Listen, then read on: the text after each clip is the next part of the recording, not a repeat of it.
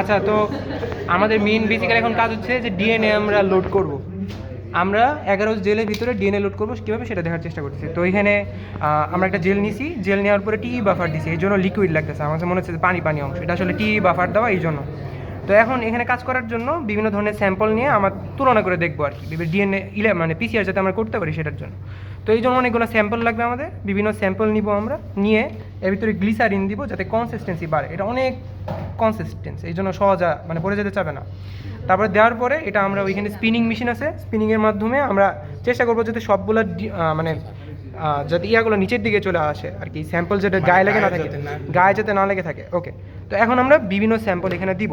তো দেওয়ার জন্য আগে একটা ডিজাইন করে নিব, একটা খাতা নিব, খাতা নিয়ে আমরা এইভাবে এরকম একটা খাতাটা বুঝাইস না রে ভাই, নোট খাতা না বাবা। আচ্ছা যাই হোক, এটা হচ্ছে একটা জেল ডিজাইন, জেল ডিজাইনের মতো এখানে কতগুলা ওয়েল আছে বা পিট আছে, এরকম পিট থাকবে। তো প্রথমটা ফাঁকা রাখবো আমরা ল্যাডারের জন্য, বাকিগুলোতে আমরা স্যাম্পল ইনসার্ট করব। হ্যাঁ, এই যে বিভিন্ন স্যাম্পল ইনসার্ট করব। তো এটা 1 নাম্বার দিলাম, এখানে আমরা স্যাম্পল, এটা ল্যাডারের জন্য, এটাতে আর কিছু দিব না। এটা 1 number sample, 2 number sample, 3 number sample, 4 number sample, এরকম বিভিন্ন বিভিন্ন স্যাম্পল আমরা এখানে ইনসার্ট করব। ফার্স্টে মানে পূরণ করবো না, কারণ এটা ল্যাডার থাকবে। আচ্ছা, তো এই যে এটা 1 নাম্বার স্যাম্পল, এই যে এখানে আমরা ডিনোট করে রাখছিলাম 1 নাম্বার স্যাম্পল, এটা আলাদা করে নিব। তো এখানে একটা খুবই ইম্পর্টেন্ট জিনিস যে এখানে সব জায়গায় থাক না প্লিজ এইখানে, আচ্ছা এখানে একটা জিনিস সবথেকে ইম্পর্টেন্ট, এখানে যে পিটগুলো আছে এখানে সমান পরিমাণ নেওয়া যাবে না। সমান পরিমাণ ডিএনএ নিলেই তো হবে না, কারণ এখানে ভিন্ন ভিন্ন স্যাম্পল আছে আমাদের, এই প্রত্যেকটা স্যাম্পলের কনসেন্ট্রেশন ভিন্ন, তাই ভলিউম সেম পরিমাণ নিলেই যে সেম পরিমাণ ডিএনএ নেব এমন না। তো প্রত্যেকটার জন্য আলাদা আলাদা আমাদের ডিএনএ বের করে নিতে হবে। আমাদের যে স্ট্যান্ডার্ডটা দেওয়া থাকবে, ম্যাম আমাদের যে উদাহরণ দিয়েছেন সেটা হচ্ছে যে 20, উদাহরণটা এখানে বের কর বেটা, এই রনির খাতাটা কি এই যে বের হয়েছে। আচ্ছা, তো এটা হইতেছে যে আমরা 20 মাইক্রোগ্রাম ডিএনএ লোডিং ভলিউম আর কি করতে চাচ্ছি, স্ট্যান্ডার্ড এর জন্য করতে চাবো। তো আমাদের ভিন্ন ভিন্ন ডিএনএ স্যাম্পল আছে, তাদের কনসেন্ট্রেশন ভিন্ন, এর জন্য আমাদেরকে ভাগ দ্বারা বের করে নিতে হবে। যেমন ফার্স্ট এটা ছিল আমরা 5 মাইক্রোগ্রাম মাইক্রোলিটার, এর জন্য মেজার করার জন্য 20 থেকে 5 দ্বারা ভাগ করছি, কী পরিমাণ আমাদের লাগবে এই স্যাম্পল থেকে এখানে ঢালতে হবে, সেটা হচ্ছে 4 মাইক্রোলিটার। এরকম করে প্রত্যেকটার জন্য বের করে এখানে ইনসার্ট করবো। তো ফার্স্ট স্যাম্পলের জন্য আমাদের 4 মাইক্রোলিটার লাগবে। তো এখানে আর কি আমাদের ঠিক করে নিতে হবে, যেখানে 4 নিব আমরা, এই যে 4 নেওয়া হয়ে গেছে। তো এখন আর কি নিব আমরা পুষের বিষয়টা বললেন না, পুষে আর ওটা তো পরে, এমনি তো নর্মালি আমরা যে ইয়া দেখছি কীভাবে আনলোড করতে হয়, লোড করতে হয়। আচ্ছা, এটা ফার্স্ট স্টপ, এটা সেকেন্ড স্টপ। তো আমরা ফার্স্ট স্টপে ক্লিক করলাম, ক্লিক করে ইয়াটা নিব আর কি, স্যাম্পলটা এখানে নিব। কিরে এটা কি নষ্ট হয়েছে নাকি রে? নষ্ট ওটা টিউব চেঞ্জ করে বাবা হয় না তো, ওটা চেঞ্জ করে তাহলেই হবে। আমি বই পাচ্ছি আরে এটা বইয়ের কে বেটা, ভার্সিটি টাকা করে দেবে না।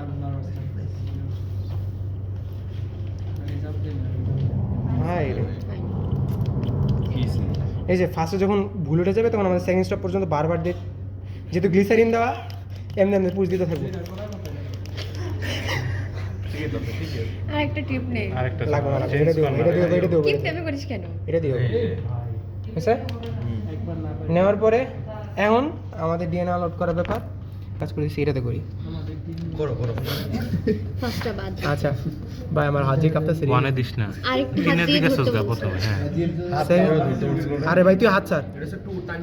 একদম লাস্ট পর্যন্ত নিয়ে যাওয়া যাবে না।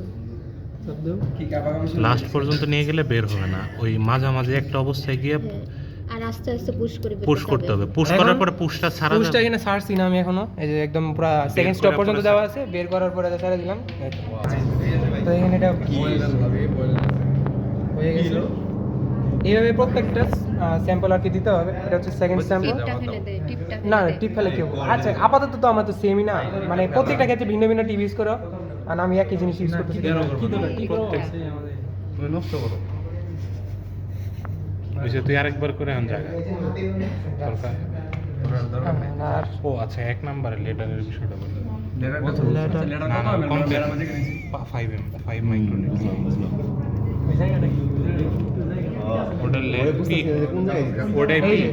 বেশি ভুল হয়েছে দেখে দেখা বেটা দেখা, ওই কারণে যে পিকটা কি বাইরে পড়ার কারণে এই যে হয়ে গেছে, বুঝছস? মানে যদি ভিতরে না পড়ে তাহলে যেরকম হবে।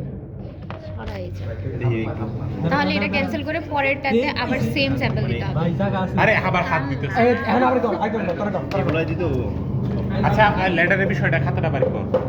লেটার বিষয়ে কি বলবো ওই কম্পেয়ার করা রনির খাতাটা দাও। রনি কই? এই যে এটাই তো রনির খাতা। রনির খাতা কই? এটাই তো।